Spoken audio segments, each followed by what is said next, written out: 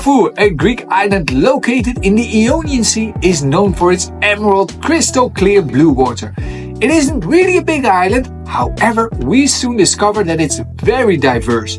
So which part is worth visiting and which one should you avoid? In this video, we will give you tips on what to do, plus we will list the things that we wished we knew when planning our trip to this beautiful island. So, stay tuned! Corfu wasn't on top of our list of places to visit. We had already visited the stunning island of Lefkada, located just south of Corfu, so we were looking for another destination. When we chose the Albanian coast for this summer, we discovered that instead of flying to the capital Tirana and driving all the way south to this country, you can also fly to Corfu town and grab a ferry to Saranda. So, that's what we did. And of course, once we knew it would be in Corfu Island, we had to see more than just its airport and the ferry terminal. So in the end, we chose Moraitica for the south and Algarifa for the north. Would we recommend staying at these two places again? No, definitely not. Don't get us wrong, both places were nice. We wanted to avoid the party crowd, which was absent at both places.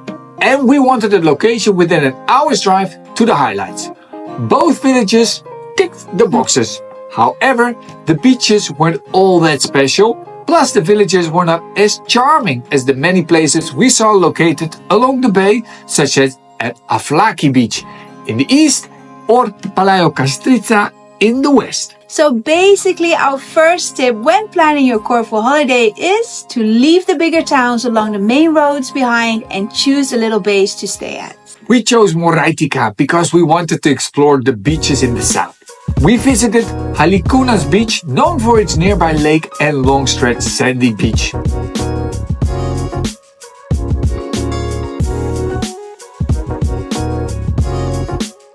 We also briefly visited Marathias Beach. We were actually planning to do a small road trip around the tip of southern Corfu, but I think I got a sunstroke or something, considering it was around 40 degrees, so we headed straight back to the hotel. Luckily, we took another route back where we saw many charming beaches along the southern part of the east coast. Along the main road, we saw dozens of small little patches of beach along the crystal clear water with trees that provide excellent shadow in the afternoon. And it was surprisingly quiet. We like these beaches more than along the southwest coast, and we highly recommend relaxing here if you are in this part of the island. But to be honest, if you are in Corfu for just a week or less, we recommend skipping the south. It is nice, but we suggest investing most of your time exploring the northern part of the island, which is more diverse and stunning. We also stayed in Moraitica because we surprised our son with a day at Aqualand, which is really fun and we highly recommend it. Plus, we wanted to have the opportunity to visit Corfu town, which is just a 30 minutes drive away.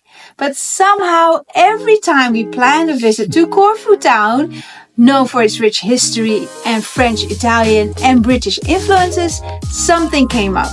One of us got sick, the other time we fell with the motor scooter when heading to Corfu town, and as mentioned earlier, it was extremely hot. Greece was struggling with a heat wave and we had 37 to 40 degrees Celsius almost every day. It was just too hot to head to town. However, from the little bit of Corfu town we managed to see, we fully understand it is considered a highlight of the island. The colorful buildings and the small cobbled streets are beautiful, just like the impressive forts located at the edge of the old town. Plan at least a full day or what we initially hoped to do, a morning and a late evening to avoid the heat. Once we returned from Albania, we headed straight to Algarifa. From there, it was just a 45 minutes drive or less to the most popular beaches. And with popularity comes a heavy crowd, especially in the high season. We visited Sidari, a favorite place for the younger crowd. From here, it's just a short drive to the beautiful Canal d'Amour. As you can see, it was pretty busy, but the atmosphere was great. And once in the water, it didn't feel too crowded. It was fun jumping off the cliffs and swimming through the cave.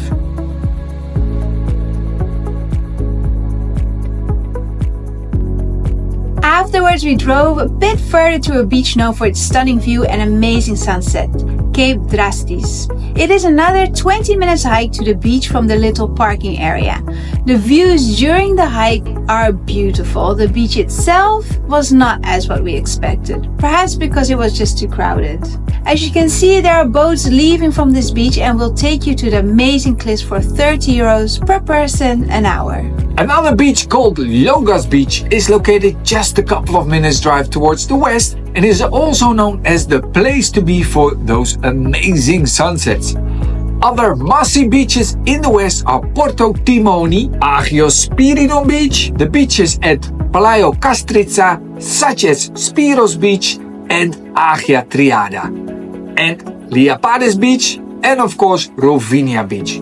To fully enjoy these beaches, we highly suggest staying in this area for a couple of days.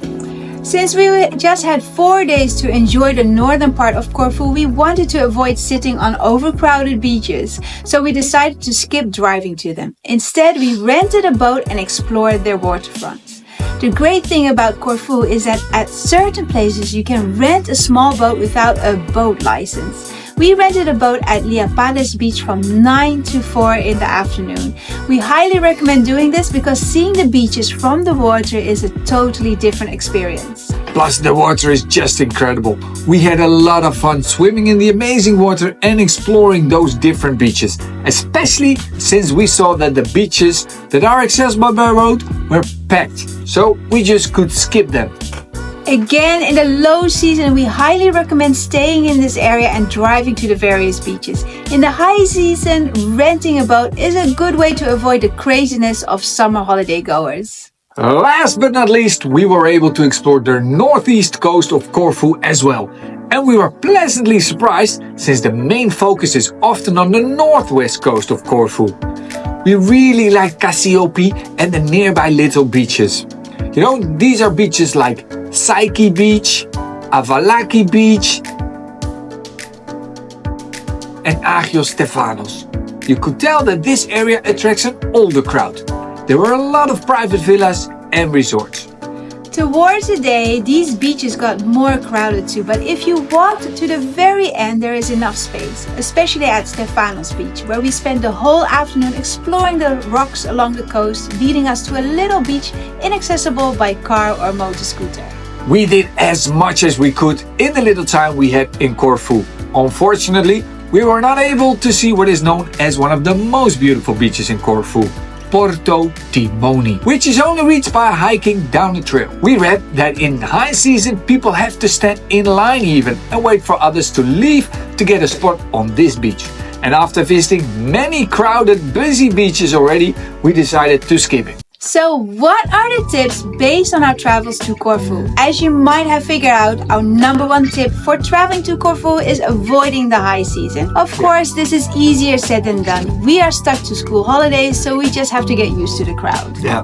Secondly, rent wheels. A motor scooter is the best and easiest way to move around. It makes parking incredibly easy. If you prefer moving around by car, then make sure you're able to park in tight spaces and drive reverse uphill. Well, that is the case in the summer months at least, right? Right. And there are pretty good bus connections to major tourist towns in Corfu. It does limit you to explore the island to the fullest. We saw so many people walking along the main road and beach roads at the hottest hours of the day, and it looked horrible. Yeah, crazy.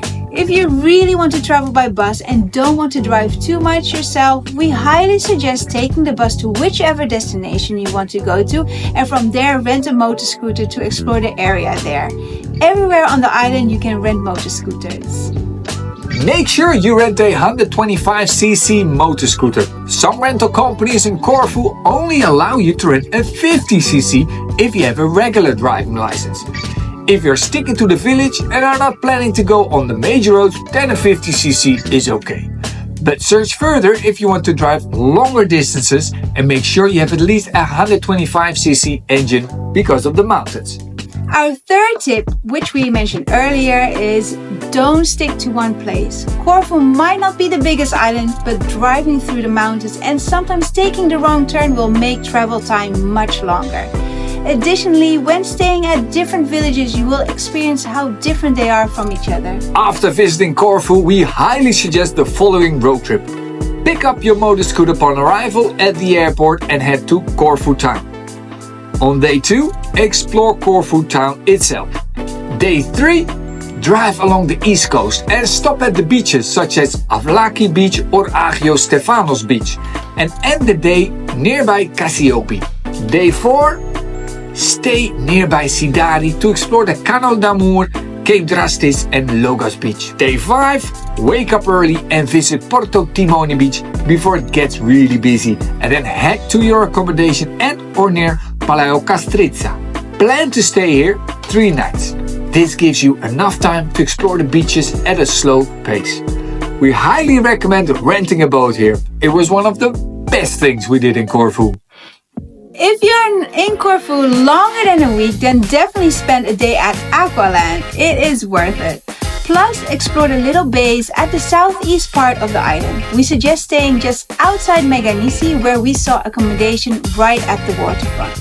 We didn't go for the popular one-day boat tours to the islands Antipaxos, Paxos and the Blue Caves. Both islands look incredible, but we prefer to explore Corfu more than sitting on a boat for a whole day with 200 plus people. But make sure you check this option out if this is something for you. And one last final thing. We were unsure if we should mention it, but we just want to be honest. When traveling, we always try to avoid comparing destinations with each other. But when we were in Corfu, we often caught ourselves comparing this island with Lefkada, a Greek island just south of Corfu. We visited this island last year and we have to admit that we enjoyed Lefkada much more. We were there in the high season as well, and we have the idea that Lefkada is less known than Corfu. The most stunning beaches in Lefkada didn't feel packed except for 1 or 2, and every beach we visited was lovely. Additionally, it is a smaller island, making it more doable to do a loop.